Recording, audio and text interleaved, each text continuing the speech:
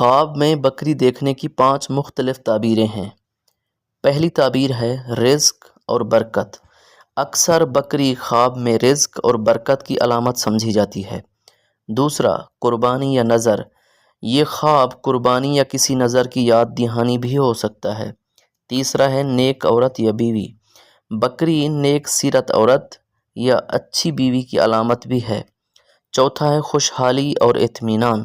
یہ خوشحالی اور دل کے سکون کا اشارہ بھی ہو سکتا ہے کہ انسان اندر سے مطمئن اور خوش ہے۔ پانچواں ہے سفر یا نیا آغاز۔ بکری خواب میں سفر یا زندگی میں نئے آغاز کی علامت بھی ہو سکتی ہے۔ یاد رکھیں، خواب کی تعبیر آپ کے حالات اور آپ کے زندگی کے سیاق و سباق سے ہی بدلتی ہے۔